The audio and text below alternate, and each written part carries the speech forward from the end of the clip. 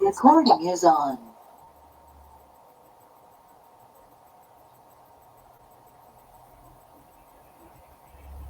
¿Están viendo mi pantalla? Sí, profe. Perfecto.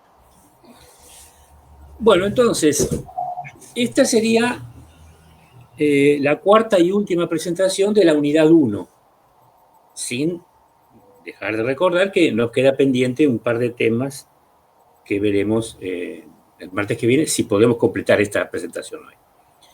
Y la misma va a ser sobre curva de posibilidades de producción. Este es un modelo, que es un modelo muy interesante, que tiene múltiples aplicaciones, y es un poquitito más complicado que el modelo de flujo circular de la renta que vimos el martes.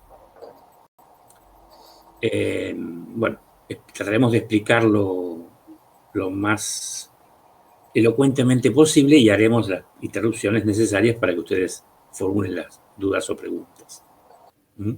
Porque no sería pedagógico, digamos, dejar de hacerlo. Entonces, vamos a ver el concepto y la importancia del modelo, una breve historia, muy breve del mismo, cómo se construye y cuáles son los casos posibles de presentación. Otra noción asociada al modelo, que es la noción de costo de oportunidad, que es una noción fundamental de la economía.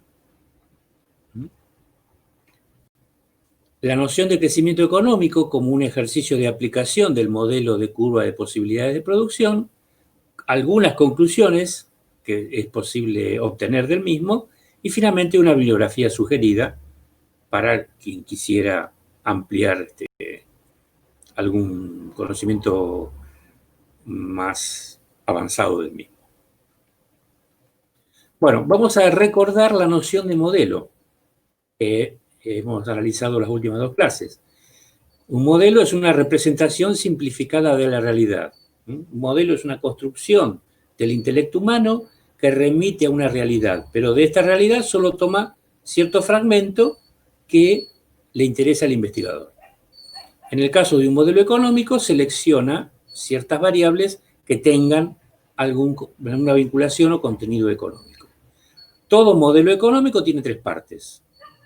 Supuestos o condiciones iniciales que nos muestran el marco de funcionamiento del mismo, una estructura que ya dijimos puede ser, por ejemplo, un diagrama, como en el caso del flujo circular de la renta, o como en este caso, una construcción gráfica. Y las conclusiones que puedan extraerse del modelo, que obviamente dependerán de los supuestos y de la estructura del modelo, ¿no? No es que las conclusiones, ningún modelo económico tiene conclusiones que impliquen un salto lógico respecto a las partes precedentes. Si así lo hicieran, no se están metiendo el perro.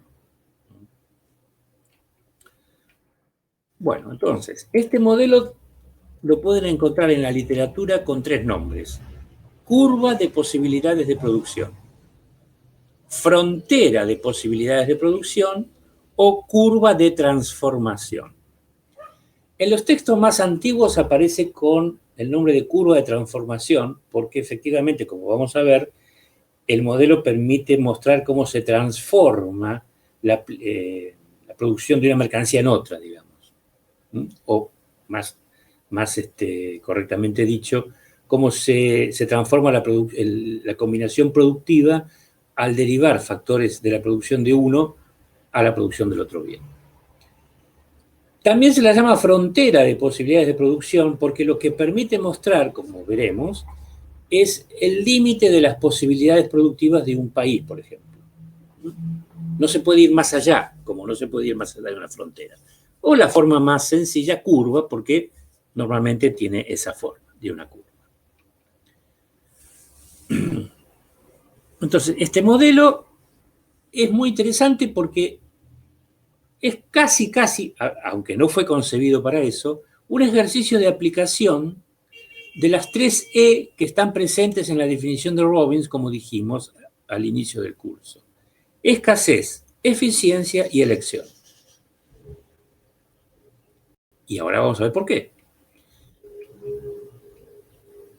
La escasez está desde el principio, porque un supuesto del modelo, como veremos a continuación, es que hay una dotación fija de factores productivos. Dotación quiere decir una cantidad. Hay una cantidad determinada de factores productivos y no hay más. O sea, tenemos que arreglarnos con eso. ¿Vieron la película Náufrago? Bueno, Náufrago es un ejercicio moderno del Robinson Crusoe, digamos, ¿no? Que es un ejemplo muy usado en la literatura neoclásica. ¿Por qué? Porque Robinson Crusoe, digamos, o Tom Hanks en la película, padece la escasez y tiene que resolver un problema económico sin el auxilio de una sociedad. Está él solo. Por lo tanto, tiene que encontrar cómo imputar su tiempo, ¿sí? Para lograr solucionar el problema económico de la mejor manera posible. Y bueno, y tiene los recursos que la isla tiene, no tiene más. ¿Por qué la eficiencia? Bueno, porque el modelo muestra en qué circunstancias una economía puede lograrla. Vamos a definir de movida qué es eficiencia para distinguirla de lo que es la eficacia. Si ya lo hice, me disculpo. Eficacia es lograr resultados, simplemente. Eficiencia es lograr resultados con el menor esfuerzo posible, con el menor costo en términos económicos. Lograr lo máximo posible con el menor esfuerzo. Se llama también ley del menor esfuerzo o ley hedónica del placer en economía. ¿Y por qué elección? Bueno, porque de las múltiples combinaciones productivas eficientes que van a aparecer en el modelo, como veremos, es tarea de las personas elegir una. ¿Cuál? Bueno, aquella que se adaptaría mejor a sus necesidades o deseos. Nosotros este último problema no lo vamos a resolver en un curso introductorio, porque requeriría el concurso de ciertas herramientas gráficas que no vamos a utilizar. Así que esta parte va a quedar, vacante. Voy a dar algún indicio simplemente, pero no va a ser objeto de estudio en la parte práctica ni de preguntas en el parcial. Esta última parte. Bueno, hay dos antecedentes fundamentales para este modelo. Y paradojalmente, la noción de costo de oportunidad aparece en el tiempo antes que la noción de la curva propiamente dicha. El costo de oportunidad fue acuñado, como dice ahí la presentación, por un economista austríaco, Friedrich von Wieser. Aunque en realidad lo pensó antes, aparece en la literatura en un texto de 1914. Y la formulación del concepto costo de oportunidad aparece en un debate que tienen los miembros de la escuela austríaca con los miembros de la escuela de Cambridge, encabezados por Alfred Marshall, sobre la verdadera naturaleza de los costos en economía. Para los ingleses, los costos eran los costos incurridos efectivamente, lo gastado, ¿sí? En cambio, para los austríacos, no, el costo se debe entender mejor como aquello a lo cual se renuncia. Fíjense ustedes, vamos a leer lo que dice ahí. El costo de oportunidad o costo alternativo designa el costo de la inversión de los recursos disponibles a costa de la mejor inversión alternativa disponible, o también el valor de la mejor opción no realizada. A mí me gusta definirlo, tal vez un poco caseramente, en estos términos. Es la mejor alternativa a la que renunciamos por llevar adelante cierta actividad. Es un sacrificio. O sea, este costo de oportunidad no es un costo en el cual se incurra, como dirían los ingleses, un costo monetario, me costó tanto, no. Me cuesta en el sentido de que renuncio a hacer ciertas cosas para hacer otras. Por ejemplo, están aquí, asumo que prestando atención a una clase en forma virtual. ¿A qué renuncian cuando están aquí? Podrían estar trabajando y ganando plata, podrían estar con alguna persona con la cual les interesa estar, podrían estar haciendo actividades solidarias, podrían estar militando políticamente, no sé, podrían estar haciendo N cantidad de cosas, ¿sí? Obviamente en la presencialidad ese N sería un número más alto, pero bueno, ahora estamos en la virtualidad, en el aislamiento social preventivo y obligatorio. Los balines del COVID están pegándonos cada vez más cerca, ya la esposa de mi cuñado ya probablemente esté enferma porque su patrón no avisó en el negocio que tenía los síntomas. Así que le hicieron el hisopado y está esperando los resultados. Y el novio de una de mis hijas, que también trabaja en una gráfica, su compañera de trabajo del otro turno, también tiene los síntomas. Fíjense ustedes cómo el círculo se va estrechando. Bueno, volvamos al costo-oportunidad. Entonces, de todas esas alternativas a las que ustedes sacrifican su tiempo para estar acá, deberá haber, para cada uno, una en particular más dolorosa. Bueno, ese es el significado de su costo de oportunidad. Si ustedes deciden hacer una carrera universitaria con ciertos fines, a lo largo de esa carrera van a renunciar a otras múltiples cosas que van a dejar de hacer, que tal vez podrían hacer si no cursaran la carrera. Bueno, ese será el costo de oportunidad al cual están renunciando en tal eventualidad. Después va a aparecer la noción de curva, aunque se va a llamar con un nombre raro, que va a ser otro economista austríaco, Gottfried Haberler, el que la introduce al estudiar la teoría del comercio internacional, y la va a llamar curva de sustitución, un nombre que también es apropiado, ¿sí? Porque muestra cómo se sustituían las mercancías en la producción, aunque no tenía ninguna, no introducía una teoría de los costos específicas más allá de la teoría austríaca del costo de oportunidad. Por eso el nombre que le da a su artículo, la teoría de los costos comparativos. Y otros autores van a perfeccionar el modelo geométrico inspirado en la curva de sustitución de Haberler, hasta más, que están mencionados acá en la filmina, para hacerlos más o menos asequibles a lo que después se va a introducir en cualquier manual de economía contemporánea. Bueno, vamos a hacer acá entonces el primer corte. ¿Sí? ¿Quedó claro la noción de costo de oportunidad o es necesario agregar algo más?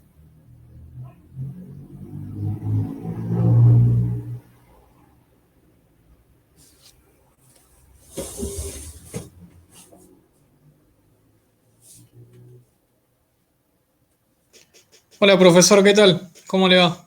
¿Qué dice? Sí, no, yo la entendí la noción de costo de oportunidad, la que no entendí mucho es la de curva de sustitución. No. Bueno, no, curva de sustitución es el nombre que le da Haberler. Está bien. Okay.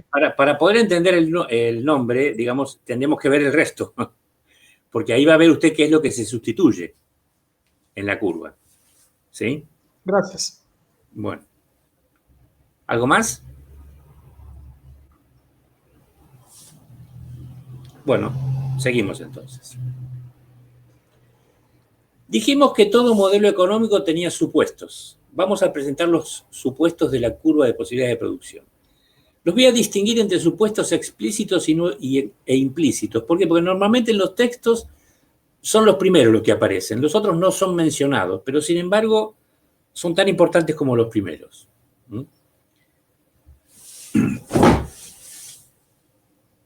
En cuanto a los supuestos explícitos, voy a darlos en el orden en que a mí me parece que lógicamente deben ser expuestos y voy a resaltar la importancia que a mi juicio tienen para la comprensión del modelo.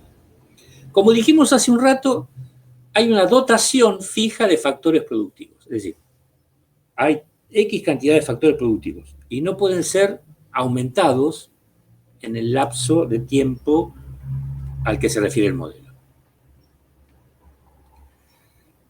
Todos esos factores productivos están siendo ocupados. Por eso hay pleno empleo. Y no solo eso, sino que están siendo ocupados en su mejor uso alternativo posible. Esto es, donde son más productivos o, en términos económicos, más eficientes. Ya veremos después por qué lo decimos. Se supone que no hay avance tecnológico en el periodo analizado. Hay un estado dado de la técnica y no hay modificaciones. Y por último, en esta economía imaginaria o hipotética, solo se pueden producir dos bienes o dos conjuntos de bienes. Por ejemplo, si yo dijera dos bienes, diría trigo y maíz. Ahora, si dijera dos conjuntos de bienes, podría decir, por ejemplo, bienes agrarios, bienes industriales, bienes de capital, bienes de consumo, industria pesada, industria liviana, la dicotomía o la dualidad que tenían los planificadores soviéticos en la década del 30. La dicotomía mussoliniana, mantequilla o cañones, ¿no? Es decir, o bienes de consumo o bienes para armamento, qué sé yo. Lo que a ustedes se les ocurra. O, como le vamos a elegir nosotros en nuestro ejemplo, vestidos y alimentos, que no son dos bienes, sino que son conjuntos de bienes. Porque a su vez, dentro de los vestidos y dentro de los alimentos tenemos una gran cantidad. Habrá que ver cómo se pueden homogeneizar para incluirlos en el modelo. Aunque ahí dice servicios en general, los modelos que están presentados en la literatura trabajan con bienes tangibles. Ahora bien, hay también supuestos implícitos en el modelo.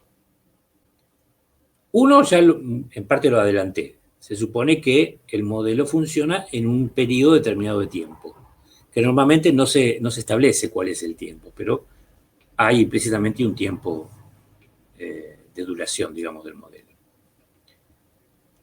El modelo se puede aplicar tanto a una empresa que fabrique más de un bien, o a una industria, entendiendo industria en el sentido marshalliano, como agrupamiento de empresas homogéneas, o a un país, o a una provincia, qué sé yo. Normalmente también en la literatura se prefiere hablar de, suponga, una economía hipotética que tal cosa. Es decir, se está pensando en una nación. Pero puede ser una unidad económica más pequeña que esa. Y por último, aunque tampoco está dicho, el análisis corresponde a una economía que hemos llamado cerrada, es decir, una economía que no tiene relaciones con el resto del mundo. Recién cuando se trabaja en temas, paradojalmente, porque el modelo surge en estudios de comercio internacional. Obviamente, cuando se abra la economía, el modelo va a sufrir ciertos cambios, pero quédense tranquilos que nosotros no los vamos a ver. Bueno, voy a poner dos definiciones de la curva. Bueno, una es la definición que está en el texto de Mochoni Baker, pero hay otra, que es esta que está escrita, que es de dos autores de teoría microeconómica, que es una definición muy interesante. Vamos a analizarla con cierto tiempo. Fíjense que estos autores, Ferguson y Gould, Ferguson ya falleció, no dice la curva, dice la frontera, la FPP, frontera de posibilidades de producción o curva de transformación, es el lugar geométrico. En realidad el tipo dice es el locus, que es un nombre que usan mucho los microeconometristas. Locus es una palabra latina que significa lugar, simplemente. Ustedes dirán que es el origen de la palabra loco. Sí, también es el origen de la palabra loco, porque el loco es una persona que está en un lugar mental del cual no puede salir. Fíjense qué interesante. Bueno, entonces la FPP es el lugar geométrico, porque el modelo es de ese tipo, que indica el nivel de producción de un bien que se puede obtener como máximo. Ahí está la noción de frontera. Podemos llegar hasta ahí, no más allá, cuando el volumen de producción del otro bien está dado. O sea, sería así. Dado un nivel de producción de alimentos, puedo producir tanto de vestidos, por ejemplo. Al igual que la cantidad total de recursos. Obviamente, ya dijimos que los recursos o factores son limitados. Esta curva, ahí la define como una curva, y efectivamente en su libro lo presenta de esa manera, dependerá de tres cosas. Primero, ¿cuánto hay de cada uno de los recursos que se están poniendo en juego en la economía? De cómo se distribuyen entre uno y otro. Eso es lo que se entiende por proporción global. ¿Sí? O sea, si hay más de un factor que del otro, etc. Porque eso nos indica el tipo de tecnologías que se están usando. Y por último, del estado del arte, es decir, del estado tecnológico, en cada momento histórico considerado, que normalmente ese estado tecnológico está incluido en ciertos enunciados microeconómicos que se denominan funciones de producción, que nosotros tampoco veremos. La definición de Mochon y Baker es un poco más sencilla. También utiliza los términos de Ferguson y Gould. Habla de curva de transformación o frontera de posibilidades de producción y dice que muestra la cantidad máxima posible de un bien o servicio que puede producir una determinada economía con los recursos y la tecnología de que dispone y dadas las cantidades de otros bienes y servicios que también produce. Fíjense que ambas definiciones se parecen mucho y reordenan los mismos términos de diferente manera.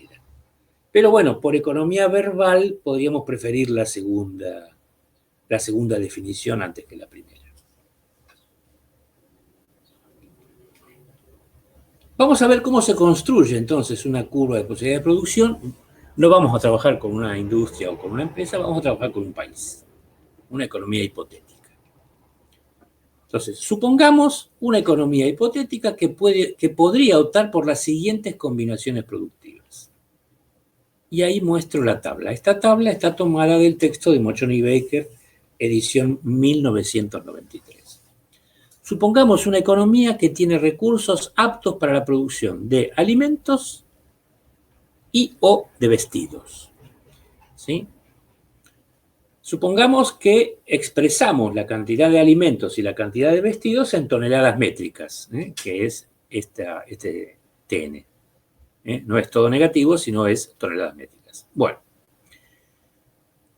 Por un lado, podríamos pensar que esta economía dedicase todos los factores de la producción solamente a vestidos. Y ahí teníamos una combinación productiva que hemos llamado A, en la cual se produce todo vestidos y nada de alimentos. En el otro extremo, podríamos pensar que se produzca solamente alimentos. Bueno, ahí tenemos la combinación E. Todo alimentos y nada de vestidos. Ya de movida, podríamos pensar que los factores que tiene esta economía, dados estos datos, parecerían ser más eficientes para producir vestidos, porque si se dedicasen todos a la producción de vestidos, se permitiría obtener una mayor cantidad medida en toneladas. Puede ser, no lo sé. Ahora, una economía que solo satisfaciera una necesidad, por ejemplo, la vestimenta o la alimentación, está en problemas. En economía siempre se dice que es preferible satisfacer más necesidades que menos. Por lo tanto, es más factible pensar que una economía producirá una combinación de cierta cantidad de uno y cierta cantidad de otro. Y ahí tenemos otras tres posibilidades de producción que están indicadas con los puntos B, C y D. Fíjense, en el punto B se produce una tonelada de alimentos, pero ya se producen menos vestidos, 17. En el punto C se produce una tonelada más de alimentos, pasamos de 1 a 2, pero se reducen las cantidades de vestidos. Caramba, se reducen de 17 a 14. En el punto D, o la combinación D, aumenta la producción de alimentos en 1 tonelada más y se reduce la cantidad de vestidos en 5. Y bueno, el punto B ya ni hablar, ¿no? Para poder producir 1 tonelada adicional más de alimentos, perdemos 9 toneladas, porque pasamos de 9 a 0. Por supuesto, este es un ejemplo arbitrario, digamos, ¿no? Inventado. Pero bueno, sirve para especificar de lo que estamos hablando. Entonces, ¿qué hacemos con esto? Bueno, miren, tenemos dos variables, ¿sí? Y esto explica el cuarto gráfico, el cuarto supuesto. Solamente se pueden producir dos bienes o conjuntos de bienes. ¿Qué importancia tiene eso? Porque una economía hipotética produce miles y hasta decenas de miles de bienes. Bueno, si restringimos ese conjunto a dos bienes, podemos representarlo en un plano. porque un plano tiene solamente 2 dimensiones. ¿Y cómo sería la representación así a priori, digamos? Bueno, sería del siguiente tipo. En un plano cartesiano, con un gráfico de coordenadas cartesianas, ¿sí?, dados por 2 ejes que reciben un nombre. El eje horizontal recibe el nombre de abscisas y el eje vertical recibe el nombre de ordenadas. Y hay un origen de coordenadas que está dado por el punto donde el punto de origen de ambos ejes. Bueno, sobre la misma se va a trazar una... No, perdón, antes de trazar la gráfica tengo otro problema. Profesor, esos ejes representan variables. Seguramente lo vieron en la parte práctica. ¿Qué variables seleccionamos para cada uno de los ejes? Esta es una de las preguntas claves de este tema. Y por eso, después de terminar esta diapositiva, haremos otra interrupción. Bueno, cuando me preguntan esto, yo doy 2 respuestas. Primera respuesta. Voy a elegir, es clave la elección de la variable que va en este eje, en el eje de abscisas o eje horizontal. Hay que elegir para este eje aquella variable cuya tasa de crecimiento sea constante. Es decir, que siempre crezca en la misma magnitud o proporción. ¿Sí? Si ustedes ven las 2 variables que están acá representadas, van a ver que la cantidad de alimentos reúne esas condiciones, porque crece de 1 en 1. En cambio, la cantidad de vestidos, si la tomo en su forma creciente, es decir, desde la combinación E hasta la combinación A, no crece a una tasa uniforme. Por lo tanto, vamos a representar la cantidad de alimentos en el eje de abscisas y obviamente la otra variable se representa en el otro eje, cantidad de vestidos. El espacio así delimitado entre el origen y los 2 ejes se llama espacio de bienes, ¿sí?, o servicios si fuera el caso. Y aquí es donde se van a representar todas estas combinaciones productivas en un gráfico que veremos seguidamente. Pero bueno, supongamos que la trazo a mano alzada. Si la trazo a mano alzada, me va a dar un gráfico de esta manera, o de esta forma. Fíjense ustedes, una curva, a la que voy a llamar curva de posibilidades de producción. Vamos a usar ese nombre para la parte gráfica. Muy bien, hacemos la segunda interrupción y escuchamos sus preguntas.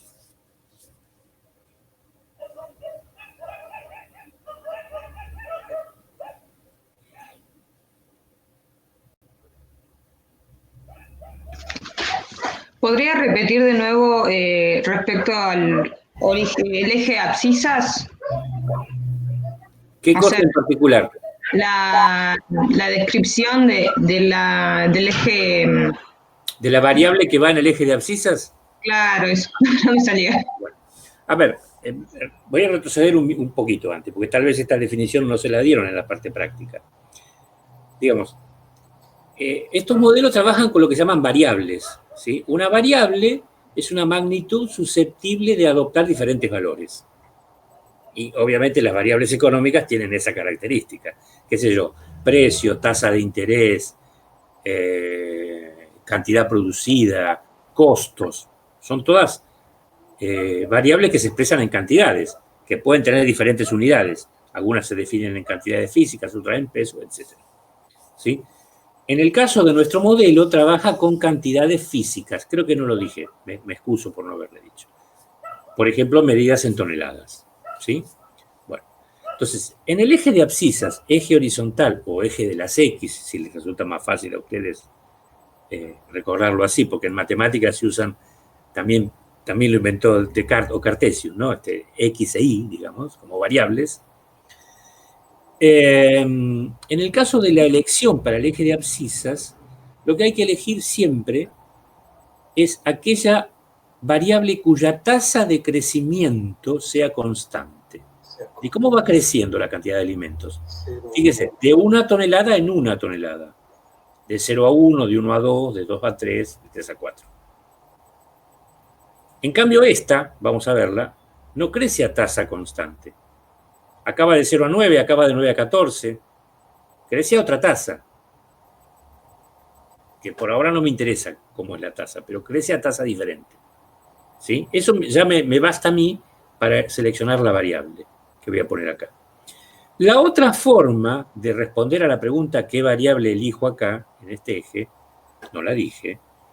Es, si no me especificaran nada, dice, si me preguntan a mí, calcule el costo de oportunidad de producir alimentos.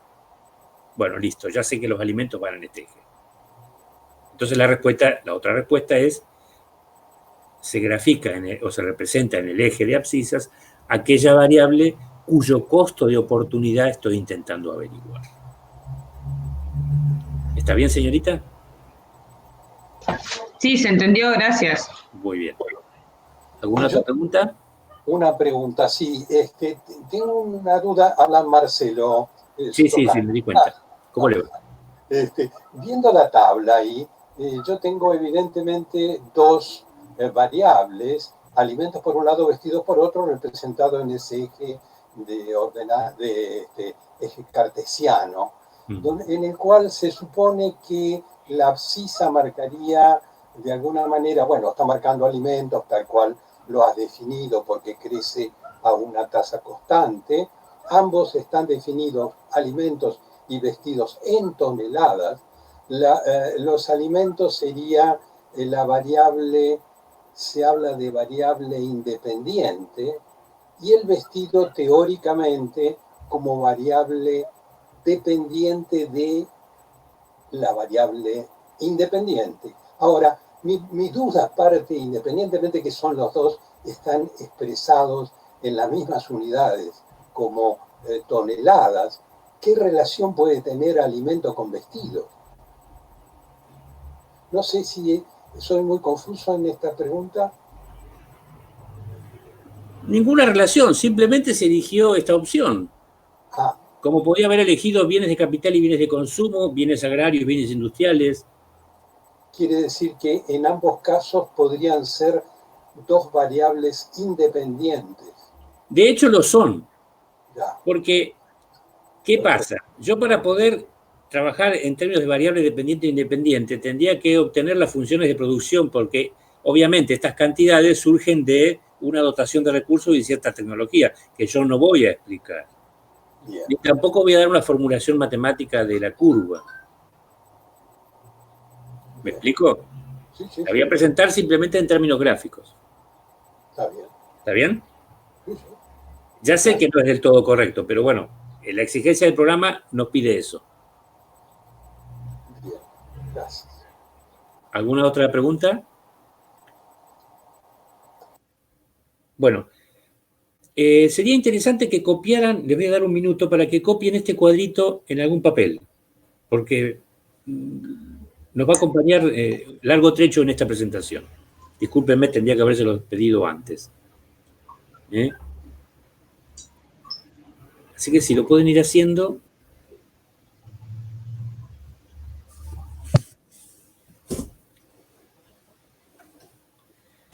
Profe. Sí, adelante. Disculpe, dijo que abajo el eje de abajo se graficaba la opción que presenta crecimiento constante y si no...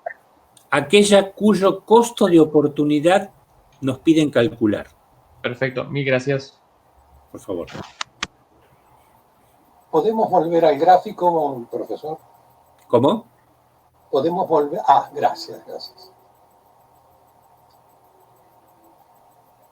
Bueno, ¿puedo avanzar entonces? ¿Ya copiaron los valores en algún papelito?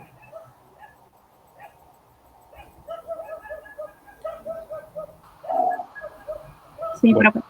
tomaré eso como un sí. Bueno, entonces, el gráfico tendría esta forma. Fíjense. Debo confesar que estoy aprendiendo a graficar con la presentación de PowerPoint, así que es posible que adolezca de ciertas deficiencias. Me disculpo por eso. ¿Sí? Hace 2 días que aprendí a hacerlo, así que me disculpo. Son esas cosas forzadas que tenemos, ¿no? Bueno, fíjense, tenemos en abscisas cantidades de alimentos, en ordenadas cantidades de vestidos. Fíjense una cosa, la escala de ambos ejes no es la misma. O sea, no es necesario que tengan la misma escala los ejes. ¿Por qué? Y porque eso dependerá de los valores numéricos que me dé a mí el ejercicio. Eso hay que tenerlo presente. Porque en este caso, si hubiera tomado la misma escala, el dibujo de la curva hubiera sido una cosa espantosamente horrorosa y alta, que no tiene sentido. Bueno, entonces, lo que se ha representado aquí, que está, es cada uno de los puntos. Cada uno de los puntos remite a una combinación, ¿sí? El punto A, ¿se acuerda? Era cuando toda la economía se dedicaba a producir vestidos. Solamente se producen vestidos. Como los vestidos se miden en el eje de ordenadas, desde 0 hasta 18. Y como el eje de alimentos mide alimentos, también va de 0 hasta 4. Bueno, aquí, en este lugar, hay 0 de alimentos y 18 de toneladas. Y 18 de vestidos. La combinación B reduce la producción de vestidos en 1 para aumentar la producción de alimentos en 1. La combinación C permite aumentar la producción de alimentos en 2, de 1 a 2, pero se reduce la producción de vestidos de 18 a 14. La combinación D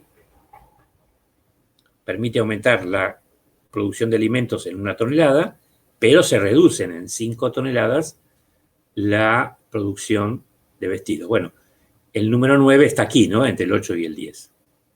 Y por último, la combinación E, que sería el caso hipotético de que esta economía decidiese producir solamente alimentos y nada de vestidos. Entonces, fíjense ustedes que yo podría haber presentado solamente los puntos. Y bueno, en ese punto tengo 5 combinaciones productivas posibles. Y que es lo que la tabla anterior que yo les pedí que copiara me explicaba. Pero yo lo que hice fue otra cosa. Yo tendría que haberlo hecho esto en presencia de ustedes, como hice el gráfico anterior, pero como no sé cómo hacerlo, lo presenté así como está. Lo que hice yo fue unir todos los puntos. Y eso me dio la famosa curva, que me falta aquí, ahí está la definición. Curva de posibilidad de producción. Ahora, para formar esa curva, yo tengo que hacer un supuesto heroico. Y es que entre A y B, entre B y C, etc., hay otras múltiples combinaciones productivas que tienen las mismas características que A o B, por ejemplo, solamente que difieren en las cantidades. Porque si no, no tendría lo que se llama en análisis matemático una función continua, sino simplemente tenía una nube de puntos que serían A, B, C, etc. Así que ese es el supuesto fundamental que tampoco se enuncia y que a veces ni siquiera se pone en los textos introductorios de economía para poder dibujar la curva. Estoy suponiendo que entre A y B hay múltiples combinaciones, no sé cuántas serán, pero son muchas, seguro que menos que infinito, pero son muchas, que representan combinaciones posibles entre vestidos y alimentos, entre B y C, etcétera, etcétera. Pero hemos seleccionado esas 5 para poder construir la curva. Ahora, dijimos que esto se llamaba espacio de bienes. Además de las combinaciones que están en la curva, hay otro montón de combinaciones. Por ejemplo, este punto P puede representar esta combinación, que estoy marcando con el cursor. ¿Sí? 6 toneladas de vestidos y 2 toneladas de alimentos. Este punto Q que está acá muestra otra combinación posible. 14 toneladas de vestidos y 3,5 toneladas de alimentos. Ahora, el problema es que a la combinación P esta economía puede llegar sin ninguna dificultad porque está debajo de la frontera de posibilidad de producción. En cambio, la combinación Q es inalcanzable porque está por encima, está más allá de la frontera. Y no tengo forma de cruzarla dado los supuestos del modelo. Entonces, esto me delimita 3 tipos de combinaciones productivas diferentes que las analizaremos más adelante.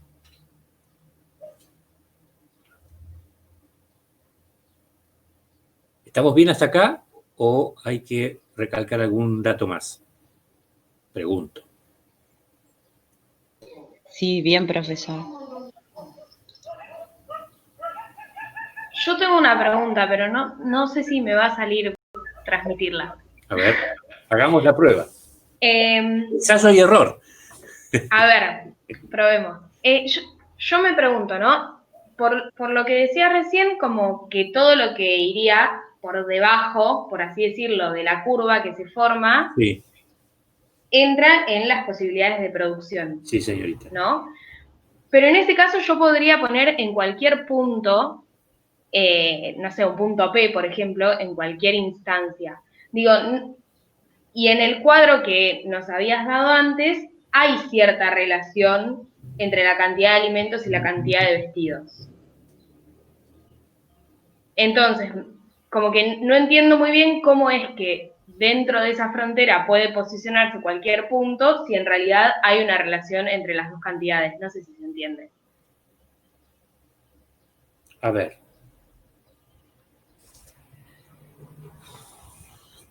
Dijimos que el modelo quería mostrar escasez y eficiencia. ¿Usted diría que los puntos que están sobre la curva A y B, por ejemplo, B y C, etcétera, son puntos eficientes de esta economía? Recuerda la definición, la máxima cantidad que puede producirse dado bla, bla, bla, bla, bla. Sí, entonces sí. Muy bien. Ahora, P, ¿sería eficiente? Ahí va, no, claro. No, claro que no. Está. Si esto fuera una economía, diríamos, bueno, en C la economía está en pleno empleo. Claro. Porque se supone que todos los factores están ocupados y además en su uso más eficiente. En P no. Bien, ahí va. Entonces, esta economía tiene problemas, si esto fuera una economía. Claro. El caso argentino de hoy, por ejemplo. En realidad, el caso del mundo de hoy. Está. ¿Está claro? Gracias, sí. Ahora, sí. en cambio, este punto que está acá, no podemos llegar con la dotación de factores que tenemos. Pero si algo pasara en la economía, a lo mejor podríamos llegar mañana. ¿Me explico? Sí, sí, sí. Bueno. Vio que se explicó, se hizo entender perfectamente, señorita. Bueno, gracias. Confía en sus propias fuerzas. ¿Alguna otra pregunta? Muy bien, sigamos. Entonces, recuerden... Perdón, sí, yo tenía otra pregunta que Adelante. anoté, pero... No, la pregunta es la siguiente, o sea, no sé si es un supuesto más que no se dice o si está mal como la forma en la que lo estoy pensando, pero digamos, habría que suponer que todos los factores son intercambiables, porque digamos, vos tenés trabajadores que supuestamente saben Bueno, producir alimentos. diríamos que son intercambiables, punto. Después veremos qué consecuencias tiene eso. Claro. Ahora a eso vamos, digamos. Okay. Se me adelantó, caballero. Muy bien. Me encanta que me sorprendan así. ¿Alguna cosa más?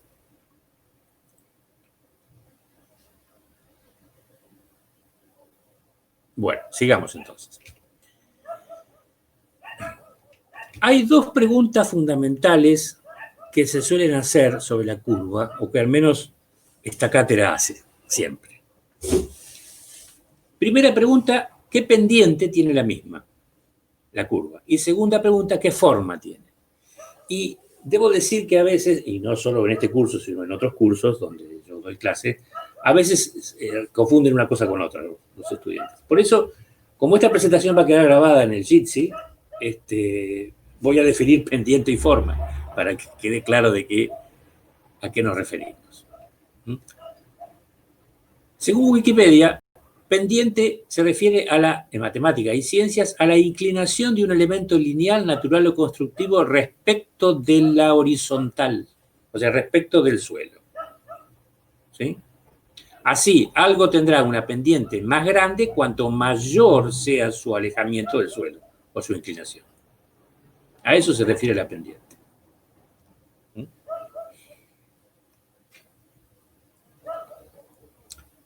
Ahora,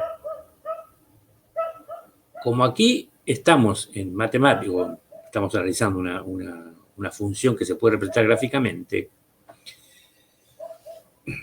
la pendiente es básicamente, en una función de cualquier tipo, puede ser, digo, esto es dicotómico, puede ser positiva o negativa. Si es positiva, significa que la relación entre las variables que están representadas en esa función es directa. Y si es negativa, como en este caso, significa que la relación que hay entre las dos variables es inversa. Entonces, ¿cuándo hay relación directa entre variables? Cuando ambas crecen o decrecen simultáneamente. ¿Y cuándo hay relación inversa? Cuando al crecer una, la otra disminuye. Si vemos la tabla otra vez, vamos a ver que a medida que la cantidad de alimentos crece, la cantidad de vestidos decrece. ¿Sí? Acá vamos de 0 a 1, 2, etc. Acá vamos de 18, 17, 14, etc. O sea, a medida que los alimentos crecen, perdón, me pasé de filmina, los vestidos decrecen. O sea que la relación es inversa. Luego la pendiente es negativa, como hemos visto en la función que se expresa en el gráfico anterior.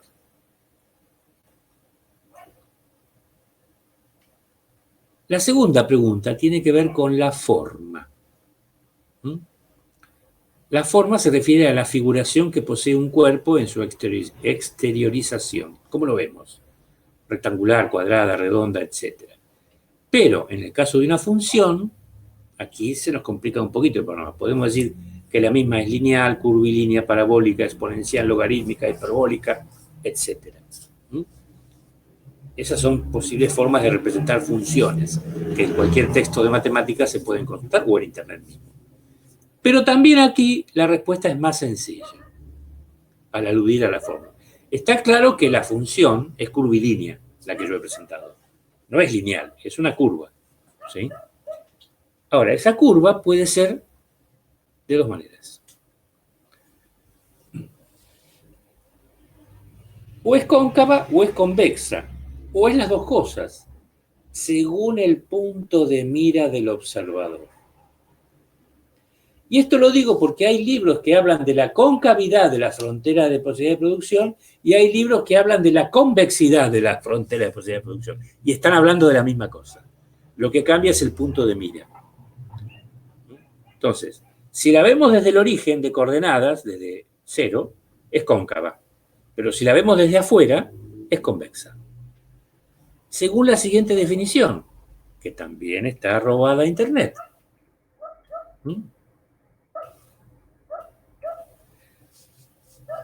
Les doy tiempo para que la lean brevemente.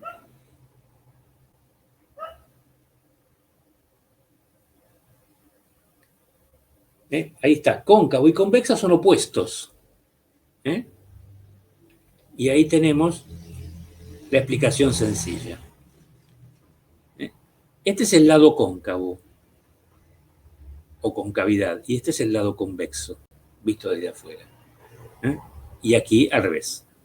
Piensen en esto como en un bol, donde, no sé, se pone huevo, harina, azúcar y se mezcla una masa cualquiera para hacer algo. Bueno, si yo me posiciono por encima del bol y lo miro, estoy viendo la concavidad del mismo. Pero si yo lo alzo con las manos, obviamente no lo voy a alzar del lado cóncavo porque si no se me cae todo encima, lo alzo del lado de afuera y entonces estoy viendo el lado convexo de la curva. ¿Por qué importa la pendiente negativa? Bueno, importa por el tema de cómo es la relación entre las cantidades de bienes que estamos analizando. ¿Por qué importa la forma? Ahora lo vamos a ver porque tiene que ver con el tipo de costos de oportunidad que se presentan. No es una pregunta caprichosa, digamos. ¿Sí? Hago otra pausa acá y escucho las inquietudes que puedan tener.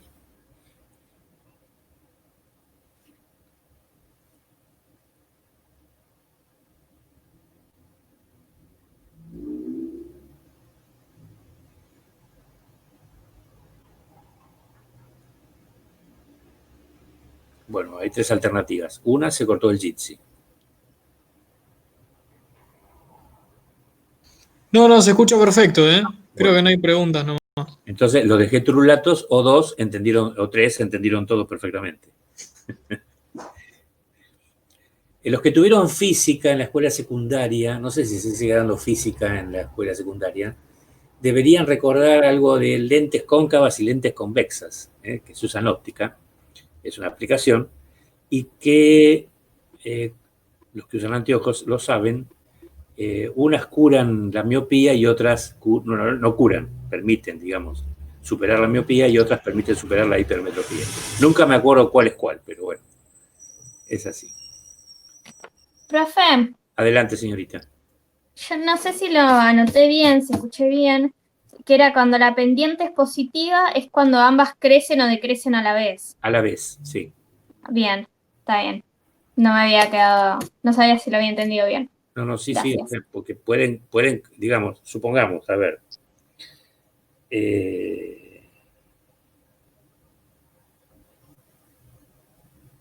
A ver, no sé si hay madres acá. Hay varias madres anotadas en el curso, pero no sé si están acá presentes. Sí, yo soy madre. Muy bien. ¿A usted le dieron cuando su hijo o hija nació una libreta sanitaria? Sí, sí. Usted la leyó con atención, me imagino. Por supuesto. Y habrá visto que en una paginita aparecen las llamadas curvas de crecimiento. Sí. Bueno, entonces ahí ¿qué tienen? En el eje de abscisas tiene la edad. La edad. No me acuerdo ahora si medida en meses o en años o en ambos. Meses.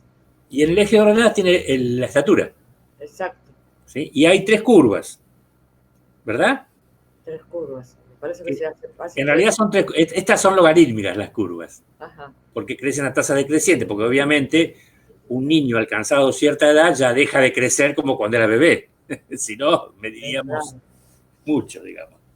Y hay tres curvas porque se supone que, digamos, estadísticamente hablando, hay un promedio de crecimiento, pero hay quienes crecen por encima y por debajo del promedio. Bueno, ahí tenemos relación directa. ¿Sí? Porque a medida que van cumpliendo meses, su estatura crece. Y si no crece, están en problemas. Claro. Los niñes, les niñas. Ahí tenemos un ejemplo de relación directa. Le puedo dar otro ejemplo menos simpático de relación directa, digamos. Si uno come como un dragón, consume más alimentos, va a pesar más. ¿Está bien? Ahí también tenemos relación directa. Exacto. Y, bueno, no es un lindo ejemplo, pero si uno sufre privaciones en términos de en cuestión alimentaria, su peso va a descender. Ahí tenemos dos variables también que tienen relación directa, porque ambas descienden simultáneamente. Muy bien. Bueno. ¿Puedo seguir? Sí, profesor. Sí. Acá un compañero puso en el chat que si puede fijarse los mensajes que escriben también porque no puede conectarse, no puede usar el micrófono. Para eso tengo que abandonar la pantalla. Bueno, listo. Creo que escuchó. Léame usted lo que escribió su compañero, por favor. Igual a ver si le preguntó algo más adelante, no lo sé. Creo que no preguntó nada más adelante. No hizo ninguna pregunta. Bueno, dígale, por favor, respóndale usted por mí que tiene que intentar, intentar varias veces. A mí me pasó lo mismo, Tuve que entrar 3 veces hoy. Listo. Que lamentablemente es algo que me excede, yo no puedo hacer nada con eso. Bueno, listo. Bueno, gracias. Bueno, ¿y por qué entonces la curva es cóncava vista desde el origen o convexa vista desde afuera? Es decir, ¿por qué tiene la forma esa? Porque el costo de oportunidad, es decir, el costo de la mejor alternativa perdida por llevar adelante cierta actividad o emprendimiento, es creciente. ¿Y cómo puedo saber que es creciente? Bueno, ahí está el gráfico, está la tabla anterior con los mismos datos, a la cual le he agregado una nueva columna para calcular el costo de oportunidad. No se atormenten, que ahora vamos a explicarlo, digamos. Recuerden, el costo de oportunidad es el costo de la mejor alternativa perdida. Ahora, en este modelo solo tengo dos posibilidades productivas. O produzco alimentos, perdón, o la economía produce alimentos o produce vestidos. Por lo tanto, producir más alimentos significa sacrificar vestidos. Y a la inversa, producir más vestidos significa sacrificar alimentos. Por lo tanto, el costo de oportunidad lo medimos en la cantidad del otro bien al que se renuncia para producir más del que estoy considerando. Recuerden que hemos representado a los alimentos en el eje de abscisas, por lo tanto, lo que estamos midiendo es el costo de oportunidad de producir alimentos. Y lo digo así lentamente para que quede bien grabado. El costo de oportunidad se calcula siempre entre opciones, entre A y B, entre B y C, entre C y D y entre D y E. Por eso ustedes ven solamente 4 numeritos ahí y no 5. Y se hace aplicando una formulita. Yo lo lamento enormemente, pero no hay otra forma. ¿Cómo se lee esa expresión? Bueno, esto es costo de oportunidad entre A y B, ¿sí? Es igual a un cociente. Este es el signo de división.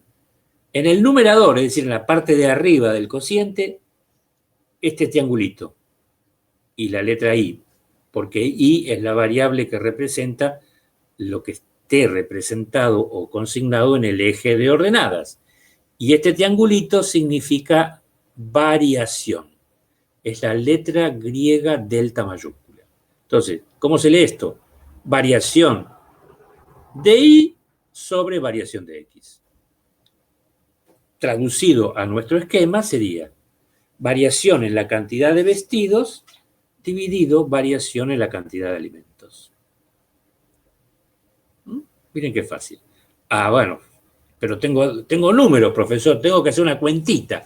Me temo. Porque si tengo números, los números me invitan a hacer un cálculo. Entonces, fíjense. Variación en la cantidad de vestidos entre A y B. Siempre partimos no del inicio, sino del final.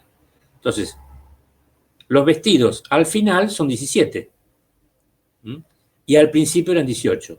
Así que tengo 17 menos 18. ¿Sí? En cambio, la variación de la cantidad de alimentos es al revés.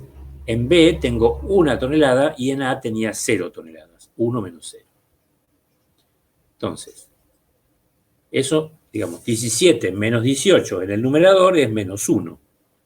En cambio, la expresión que está en el otro término que se llama denominador es 1 menos 0 es igual a 1.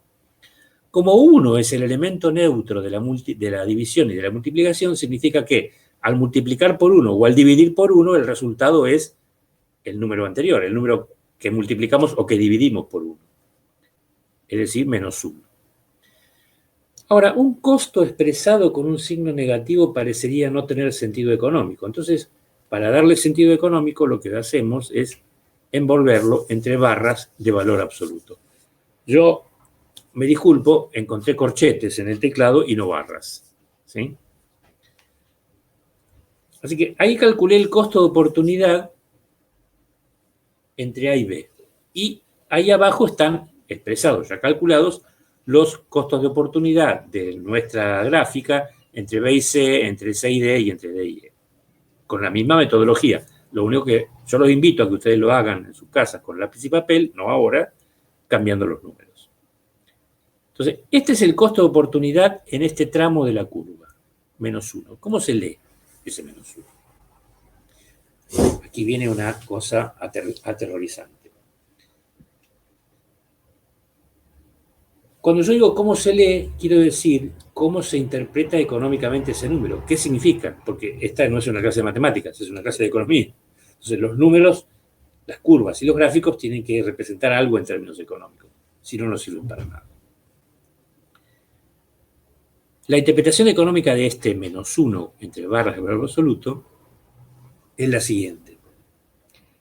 para producir una unidad adicional de alimentos, esta economía debe sacrificar una unidad de vestidos. El costo de oportunidad siempre se expresa en términos de una unidad, por el concepto mismo de división. ¿Cómo se interpreta este -3? Bueno, para producir una unidad adicional de alimentos deben sacrificarse o resignarse 3 unidades de vestidos. ¿Cómo se interpreta este -5? Bueno, para producir una unidad adicional de alimentos deben resignarse o sacrificarse 5 unidades de vestidos. Y el -9 de la misma manera. Para producir una unidad adicional de alimentos deben resignarse 9 unidades de vestidos. Fíjense que dije unidades, no dije toneladas, dije unidades, porque el costo de oportunidad se expresa de esa manera, en unidades. Muy bien.